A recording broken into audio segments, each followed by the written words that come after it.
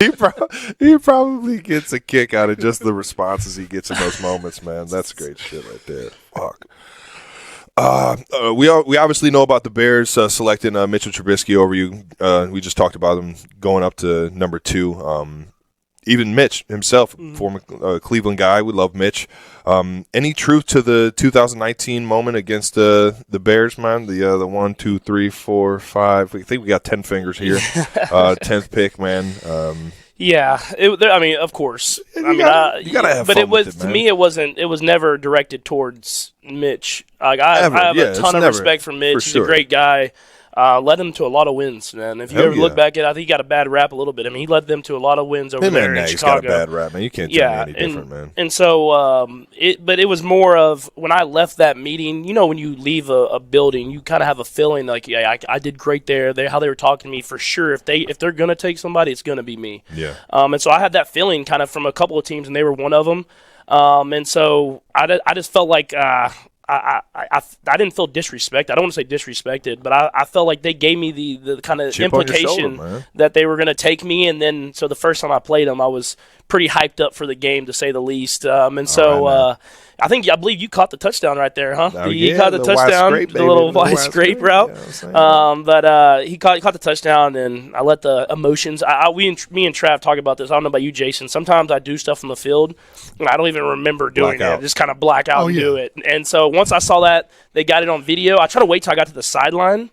They got it on video, and of course I knew the question was coming, and I was just like, no, man, they were checking my fingers to make sure they were all still there.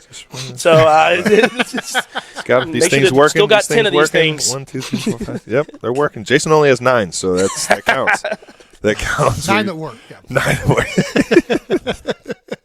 So we talk about the blackout moment just a little bit. I think that your excitement, your how locked in you get onto the game, that's really the blackout moment. It's not that, I promise you I did this during the ESPYs, man. I recently I did like little segments at the ESPYs. Steph Curry absolutely rocked hosting it, and that was cool to see, but I was doing little snippets here and there. And my first snippet in the ESPYs, I'm reading the prompter, perfect, say hello to Joe Buck and Albert Pujols as they walk by, and kind of ad-lib a little bit, come back to it, and I just immediately just start to, like, I don't want to say black out, but I do not remember finishing. That's the sentence that was on the prompter, and I hear the music cue, and all of a sudden, you know what I mean, they're going into the next scene, and I'm looking at everybody, and everybody's looking at me like, you did great, and I was just like, I don't know what I just did. I don't know what I just said, and I think what that just happened? exactly, and I have those moments for whatever reason where I just get so excited and so engulfed in the moment that I just I don't really think about what I'm doing in the moment. I just kind of, I don't know, I just do it. I mean, it's called being in the zone. What are you talking about? I'm you guys are in, two ballers. You just went in the zone this past game on Sunday night. Like, you go into autopilot. You guys got these minds that just, when you're in the moment, you can't operate at the speed necessary to be that creative and that instinctual by thinking about doing that stuff. It just like happens. It's hard to explain, but I think that's exactly what you guys are explaining. Like, you're just truly in the moment and you're reacting. And it takes a long time to get that comfortable doing something. And, I think the more prepared you are, the better chance you can get to that. But you also kind of just got to be a special type of player, man. Not like to get to that level and to be able to make decisions correctly while also just kind of operating on autopilot. Like, it's kind of crazy to think about, but 100%. I mean, you definitely got that. I'm not gonna lie, I'm terrified of teleprompters. Terrified of them. It's like one of my worst fears. I went to the ESPYs one time, and of course, I was at the ESPYs. They want me to come on stage and read a little thing for the firefighters in LA and how they were out there battling fires when we played the Rams that year. And For it was, sure, I can do that. So much respect. I'm like 100%. I'm doing this, and so I wanted it to be great. So I memorized the whole speech the night before, and I was like, I'm just going to do it straight off memory. I've practiced this in my mirror. I'm ready to go. And I remember I was looking out there, and I was looking, you're talking, but you don't want to make direct eye contact with anyone in the audience. Oh, man, and so I was talking, and I was just kind of looking, and I caught the teleprompter, and I was like, oh no, I got to just start reading it. And of course, it comes up, it starts coming up, and I'm reading, and I'm doing great. and I see SOU, and I'm like, and for all the the firefighters out there in South Carolina. Southern California. And now, ever since then, I'm terrified of teleprompters. You fixed it, though. That was the thing. You know what I mean? You didn't just let it ride with South Carolina. You know what I mean? That's the thing. If you can fix it, you're golden. It doesn't matter if it's on the prompter or not, man. I said what I said. Don't Ron Burgundy it. At least you're not Ron Burgundy. Just saying whatever. Saying whatever on there. That's pretty good. Yeah. So, kind of moving on here. What was your first oh shit moment in the NFL? I've had probably 3 or 4 of them against some big time goons. Jason referred to blocking Ray Lewis for the first time, but Ray Lewis, London Fletcher, like that moment where you're like, man, I'm really in the NFL right now. Like for me, it was always these older guys that you watched playing, and now all of a sudden you're like competing against them. Like it was crazy to me. Yeah. But yeah, what was that for you? For me, it was a game. It's crazy. It was a game I didn't even play in. It was the first game we played that when I was late to the meeting. The first game we played, we go to New England on Thursday night. Opening, They dropped the banner, all this different type of stuff, and I remember running out in the field and being like, holy, like this is the NFL. Dude, I was in pat and go and I was firing stuff. We're pat and go, everybody's just like lobbing them. I'm throwing 50-yard seeds down the sideline. Everybody's like, what are you doing? I'm pumped up. And then I sat and I got to watch the game. Obviously, we had a heck of a game plan. Kareem Hunt had a heck of a game, and my dog, and Alex, and so we ended up winning that game. But to me, that was the first moment of being like, man, this is the NFL. I mean, we're playing. I watched Tom Brady my entire life, so I'm like, we're playing Tom Brady, the New England Patriots, and there's nothing like that post Super Bowl show. You know what I mean? Like they built that thing up. Like they got like what do you call floaties coming onto the field to like celebrate how many rings they have, and you know what I mean? Like this was like it's a the second parade. Exactly. Yeah. First start, week 17 of that season, we play the Denver Broncos. We're fortunate enough to have the number 1 seed going into the last game, and sat Alex Smith and let 1-5 go out there and sling it in the snow. Gone. You're a Texas guy, man. Was that the coldest game you ever played in? Dude, leading up to that point? That was for sure the coldest game. It was 11 degrees. And I remember being on the sideline and just being bundled up and that not doing a goddamn thing. Yeah, dude, it was cool, man. And we got the win, so that was awesome. They had their guys playing, but it's week 16, 17, last game for the season, so they're playing. But anytime they're not Von Miller is on the field, it is going down out there. All right, but you got to be ready. But don't fall asleep with that guy out there. The craziest part of that game was we got up. We ended up getting up 24-10, and Coach Reed, they ended up taking me out of the game. It was in the fourth quarter, and we were going to let Tyler Bray play, who was a great guy who had worked his tail off to be there, and. Yeah. We had Sherm because our running back got hurt. We're down numbers, and so Sherm was playing running back full time. Like our fullback, I don't know, Anthony Sherman, for everyone that doesn't know the sausage. And so he was playing running back, and we had outside zone called, and he ran inside zone because that's all fullbacks do. They had a little miss handoff. And I'm not making out to that tackle. Let's stay in this guard pocket right here. And we had a little fumbled handoff. The first play Tyler Bray was in, touchdown. And so he scores a touchdown, and then T-Bray, man, that was a fucked up situation. And then so now we're in 4-minute mode, and we go 2 runs, get to like 3rd and 6, and we go pass and we get an incompletion. They go right down the field again to score a touchdown and tie the game. And so they ended up putting me back in the game that game, and I was able to get us in field goal range, and we got the field goal to win. But I'll tell you what, when it's 11 degrees to get pulled out of the game and then put back into the game, days, that was a good day's work. You got to re-warm up and everything. It wasn't. No. Pat, get your helmet. What? I'm going. All right. Going back in there. Warm this thing back up. Doggone. It was well orchestrated. Yeah. I got lucky though, because there's always like one starter that is dressed, but he's not supposed to play. Well, we had an injury at receiver and running back, so Sherm goes in at running back, and we bring Albert Wilson back in at receiver, and I was like, well, I'm going to throw it to him every single time. And so he ended up having like 12 receptions from the second quarter on for like 130 yards, and he had 2 big receptions on that 2-minute drive. Yeah, Albert Wilson was awesome that game. That was fun, man. You were actually the first QB in 38 years to be drafted by Kansas City and start in your first year. Hit an early milestone, and just been knocking them out ever since then, man. Just kind of talk about just the early milestones that you hit. I mean, the first year you actually started, we took the league by storm, 55 touchdowns, MVP Pat, man, MVP Pat. Was it shocking? Were you just on a roller coaster that you had no idea you were about to be on? Or that's exactly it, dude. Like, now that I look back on it now, I'm like, I was on this roller coaster of just excitement, and I had no idea what I was doing. But it was fun, man. I want to throw this story in there as well. Like, I remember my first game.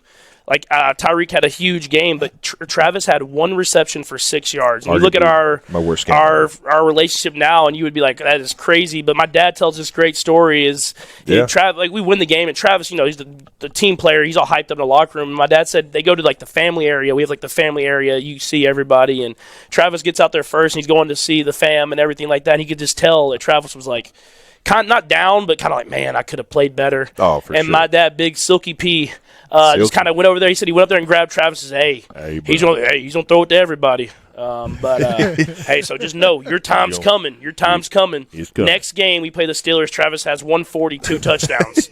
And so, and my dad said he grabbed him after, and he said Travis came right up to him and was like, I told you. Yeah. Silky P don't lie now. Silky P ain't gonna lie. But the excitement. I mean, we rode that momentum the whole year, man, and we were out there slinging it around, scoring a lot of points, and it was a lot of fun, man. And winning that MVP was awesome. But I look at it now, and I'm just like, I didn't even appreciate how great that season was, how fun that season was. Yeah. We ended up losing the AFC Championship game, but it was obviously a great starting point to my career, just to kind of go out there and say I can do it. Heck yeah! To all the youngsters out there that are listening to the podcast, man.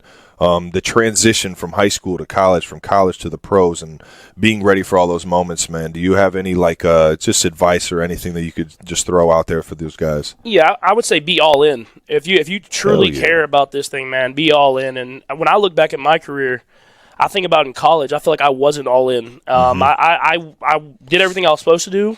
I went to class. I would go do the workouts and stuff like that when I was supposed to be there. But once I got to the NFL and saw what all in actually was, I realized why I didn't win more games in college. Yeah. And so I just think if you're gonna really try to chase these dreams, follow them. But if you're gonna follow them, make sure that you're all in. Because in order to be great and to really succeed and to get to this part of your career, you have to be all in every day. You heard it here first, folks. We've been talking about it for a while. Jason actually had a good story about Kobe saying fueling yourself with knowledge. I feel like that has so much. Just be curious, man. Just be curious. You just want to get as much information as possible and just keep building that and building that. I also had I think it's important to test your boundaries, man. Yep. Like, for me in college, like, I thought in high school I knew what hard work was. And then I got to college, and you're like, oh, man, like, I haven't been working hard at all. Like, those college workouts they're mental workouts. College workout I ever had, and I kind of think this is good for, like, every freshman and really rookies to go through. Like, my first workout I ever had, the guy it wasn't even trying to be productive. He's just trying to beat the crap out of me. Yeah. Right? And he's at the end of the workout, we did so much upper body. He says, all right, if you can take this Bosu ball, like those big rubber balls, if you can take this thing, hold it above your head. It weighs about like 5 pounds maybe, and walk around the whole like gym, which was not that big in Cincinnati at the time. We hadn't built the new one yet. Then you don't have to clean up the weight room. I made it like 10 feet on floors, and then had to clean up the whole But like, before you do that, before you push yourself to those limits, you don't know that you can actually go do that much work. You know what I mean? Yeah. You don't know what truly being tired is. And so it's important to get to those levels. And just like you were saying, Pat, man, like, you got to be all in to get there. You got to you got to have faith in your coaches, your teammates, and everybody that, by giving it your all, that it's going to work out. Yep. So, Pat, you got a crazy stat out there that I'm about to drop right now. So I've been playing football for 12 years. This is my 12th season. We just had our first double-digit comeback win in the fourth quarter in my entire career. Shut up. That is not I swear to God. That was a great comeback win. It's just a real Eagle stat. It was a good one. The last time they did it was in 2010, the year before I got there, or something like that. It was the Miracle Meadowlands with Deshaun Jackson. Big D-Jack taking that punt return back. I remember that one. No, yeah. So, Pat, you have the highest win percentage when trailing by 10-plus points. You have the highest winning percentage of any quarterback in the history of the NFL, above Tom Brady. Why don't you just spot teams 10 points? No, man, it's that's on Spags, man. That's on Spags. Spags ain't trying to give up 10 points like that. No, it's cool, man. I know it's the quarterback answer, but it takes way more than me. If you think about that stat, that takes everybody. I mean, the defense has to shut the door, just kind of like this last week in L.A. I mean, if you look at the second half against a L.A. team that has freaking playmakers everywhere. The defense gives up one touchdown on a miraculous catch on a go ball down the sideline on 3rd and 18. So, I mean, it takes the defense has got to step up and shut the door. It takes the offense just finding a way. That's a lot of the times. A lot of times you go out there and you score fast, and then the defenses adjust, and you kind of get in this little bit of a funk. And so when you can just find a way to just hey, let's just keep pushing. Let's just keep pushing. Let's keep finding a way. And it takes leaders. I mean, obviously, I think of myself as a leader in the locker room. But you got Travis, you got Chris Jones, you got Willie Gay, you got Nick Bolton, you got Orlando Brown, you got Joe. Everybody, they don't give up, and I think that's been a big thing. And I think we've done it now a couple of times. And so once you've done it a couple of times, whenever you're in that situation, you're like, we're gonna find a way. We don't know how, but we're gonna find a way. And the craziest one's for sure against the Texans in the playoffs. So, I mean, what a change of events from how that game started in the divisional round. When we get down 24-0, and it's like we can't find a way to make anything positive happen. Then all of a sudden they give us some life with a couple fumbles and we're back in the game. And so it's just guys believing, man. And it takes more than me. I think Coach Reed and Coach Bieniemy, all these Coach Spags, they lead us. They don't stop calling plays. They don't stop giving us a chance to make plays. I'm going to try to keep those numbers down so that we're not down 10 because it's not a great position to be in. But if we're there, we know we've done it before. There you go, man. One of my favorite, and Coach Bieniemy, as you know, has some of the best quotes. The best. Any football coach could ever have. Well, one of my favorite ones is, we have to find a way to drag our ass across the finish line. Yeah, 100%. Okay, as long as we get across that finish line, I don't give a damn how we do it. Dude, and you gotta have it. You gotta give yourself a chance to have a chance. Give yourself a chance to have a chance. To have a chance. To have a chance. Chances, baby. I mean, just ones that you hear them all the time. You just kind of throw them away, and then you're in those moments, and you're like, we just gotta drag our asses across this finish line. I don't know how it's gonna happen. It goes back to Howard Mudd, man. What is it? Just shake his hand. To talk like Sean Connery. Oh, man, this guy just went inside of me. He went outside of me. He ran right through me the play before that. What do? Shake his hand. Hey, man, those little tidbits that make all the difference.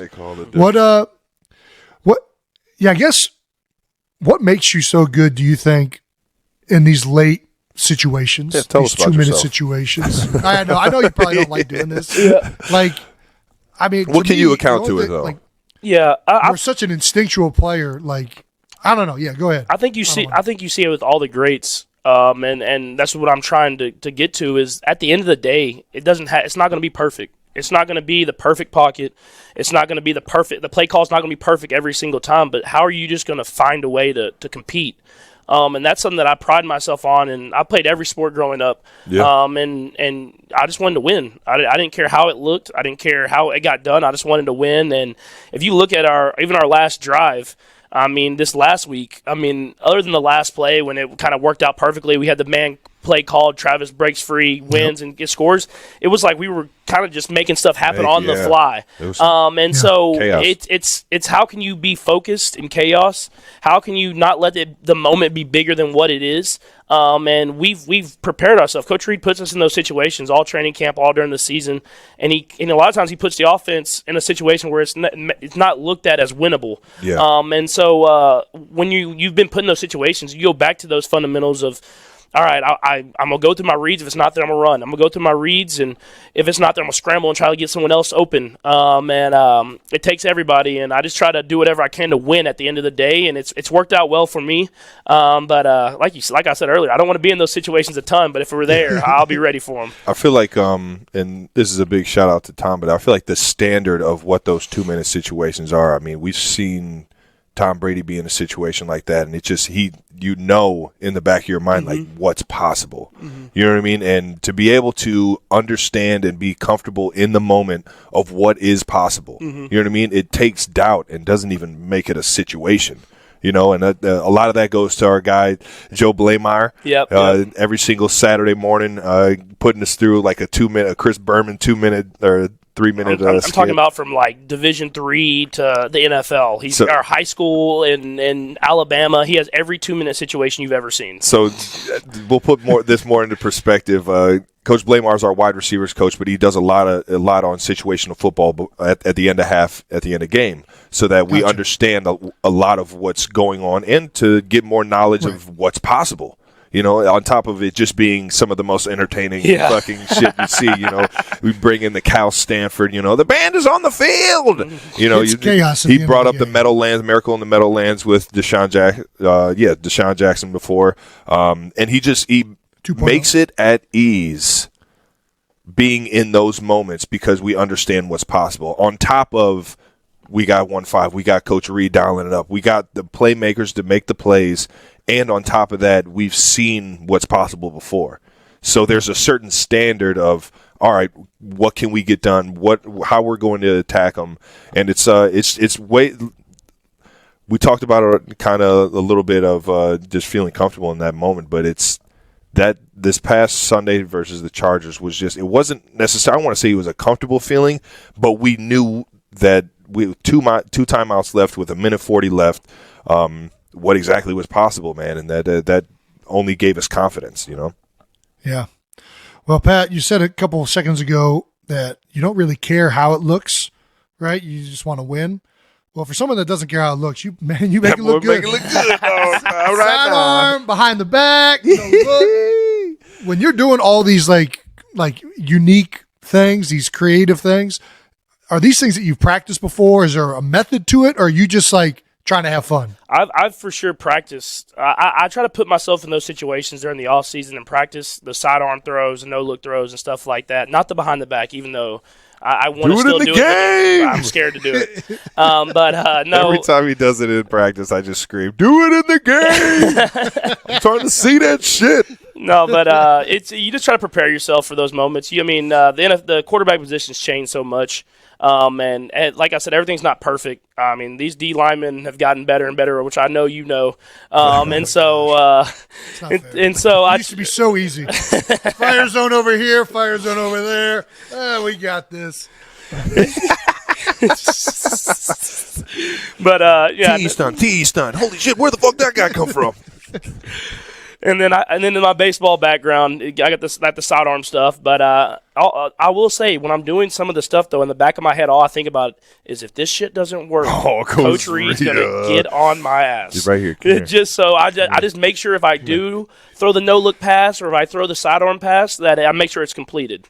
Yeah, I've thrown a pick before, unfortunately, and I couldn't even look Coach Reed in the eyes. I threw the pick. It was a beautiful immediately pick. It was a tight spiral. Should have never thrown it back across the field. I don't know what you were thinking, but it was a beautiful throw. The crazy part is he asked about it. I don't know if y'all have told this story. I think, but he asked about it in install. He said, "What if this guy's open?" And Coach Reed was like, "Do not throw him the ball. Do not." There's not a progression in this, Travis. And then I looked at D-Rob. I was like, just run that shit. Spags. What's funny is it was against Spags. It was against our D coordinator. Right, it was against the Giants. Long story short, I saw what they were in. I knew Tyreek was going to get gloved or not be open, and I was just like, you know what, D-Rob might slide out in it. All it took was an instinctual, like a few steps to the right, just a peek, dude. Just a peek, and it was like either I'm about to get tackled behind the line of scrimmage or this thing's going up, and it was my only chance to throw the football in the National Football League. No one noticed in the game the other day, this dude pitched me the ball back. First off, I made a horrible read. The end crashed, and I still pitched it to him. I was just like, here you go. And then he looked back at me. I made eye contact with him. He was just like, here. I was like, what am I going to do with it? I'm just stuck with the ball now. What you're going to do is you're going to try to make a play. I'm going to be behind you, and then you can then lateral it back to me. We're just going to make a whole thing of this. He's blacked out. He's in the zone. He's not thinking. This is true. There's no thought process going on. This is true. It's like who'd you do that before? Was that LaShawn? Yeah, dude. McCoy? Yeah. That Shady, play baby. was so filthy. That was God, that might be one of my Backyard favorite ball, plays. That was freaky electric, time, man. as we That call was it. electric. We had like 5 turnovers that game, I think, leading up to that point. So it's like everybody on the sideline, hold on to the ball. Hold on. 5 points of pressure on that thing. High and tight. Close the elbow. Chin that thing. You know what I mean? Like, let's take care of it this time. We've kicked ourselves in the face enough with these turnovers.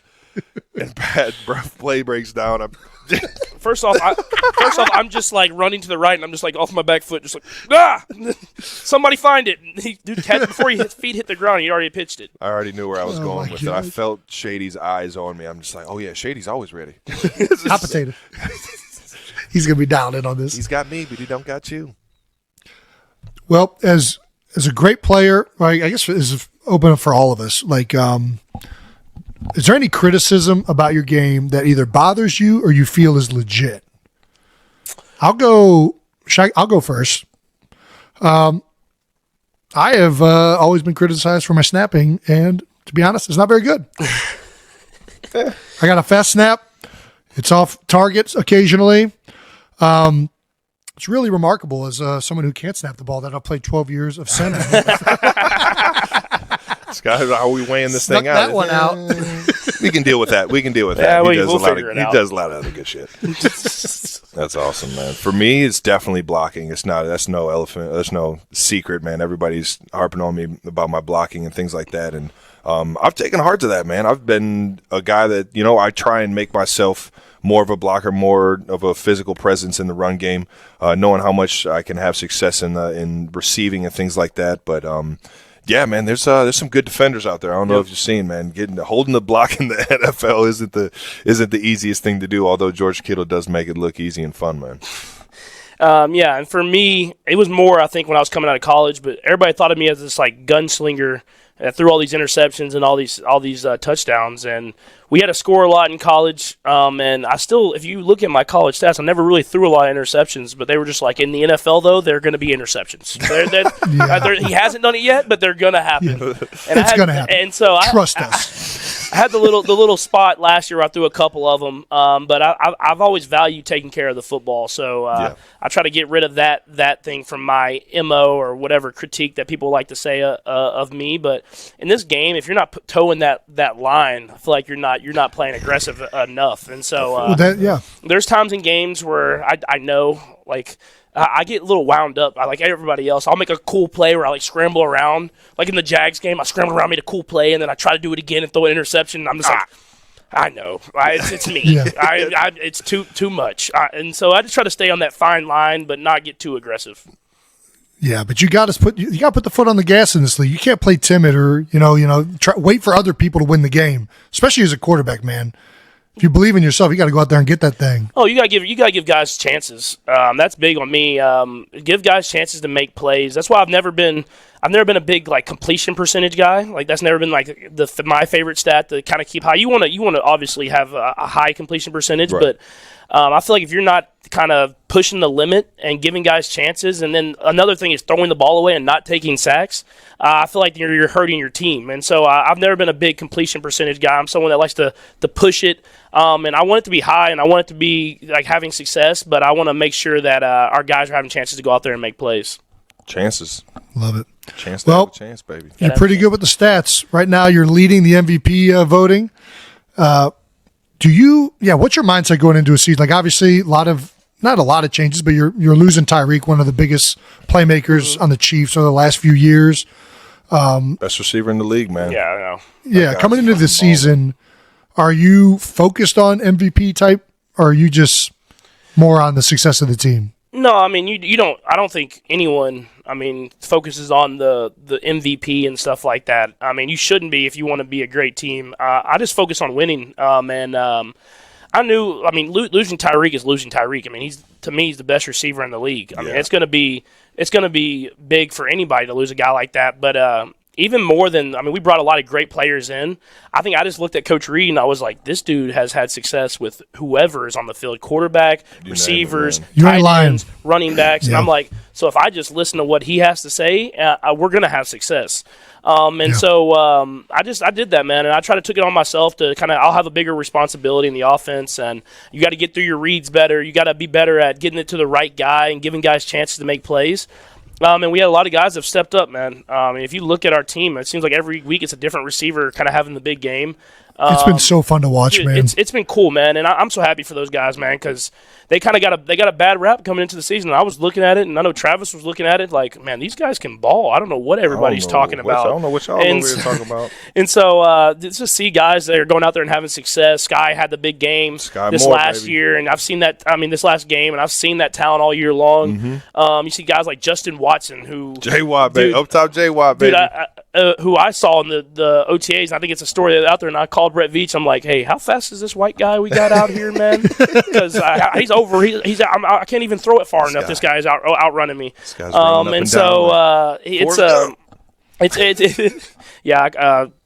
call him Forrest Gump. And that's cat's out of the bag now.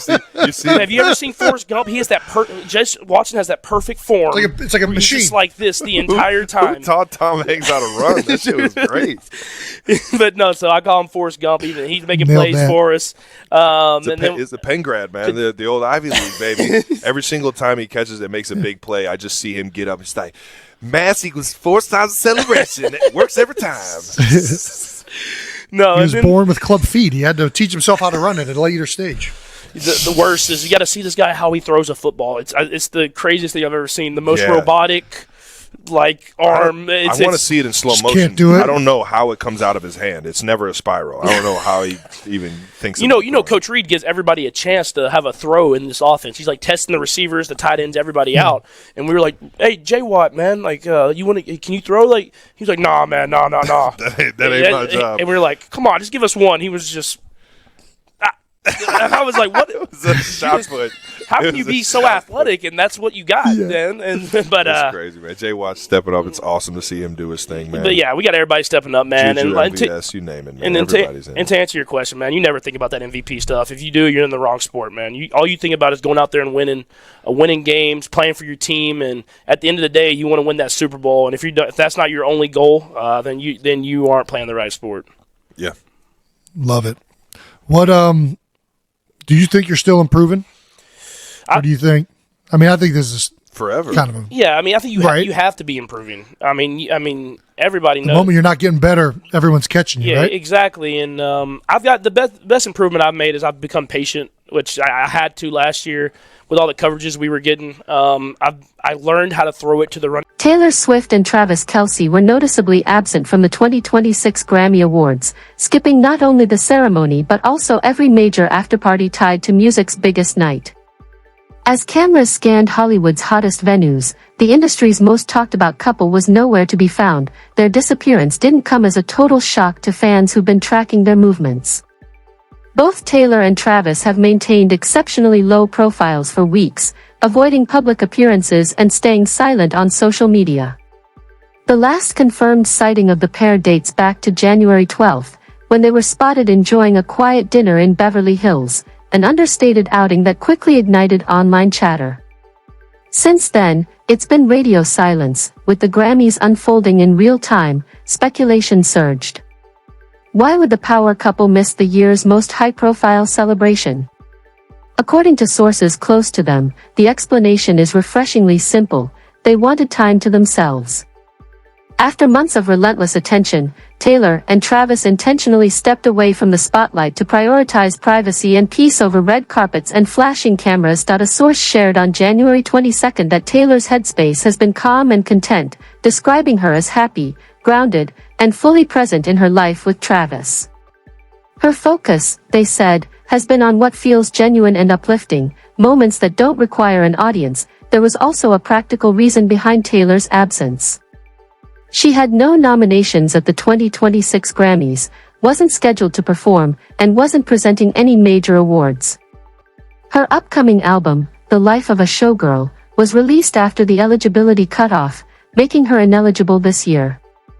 Instead, the project is expected to be a major contender at the 2027 Grammys, already building anticipation for the next award season. As for what comes next, Taylor has kept fans guessing.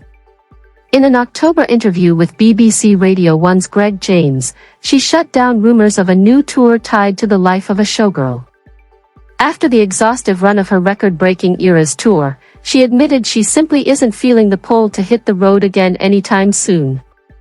"I am so tired when I think about doing it again because I'd want to do it really well again," she said candidly. While insiders have noted that Taylor's creativity is always active and ideas are constantly percolating, they've been careful to stress that no concrete touring plans are in place. For now, the priority appears to be rest, reflection, and enjoying rare downtime with Travis, who, as a fellow public figure, reportedly values the shared commitment to privacy just as much. To fans, the couple's absence may feel like an unexpected twist. But those close to Taylor and Travis say it signals nothing more than a deliberate pause, a cleared calendar by choice, not circumstance, and a preference for living quietly rather than documenting every moment. With the music world awaiting Taylor's next chapter and their relationship thriving beyond the spotlight, attention now turns to future award seasons, and whatever steps they decide to take next. No announcements. No timelines. Just life unfolding, off camera.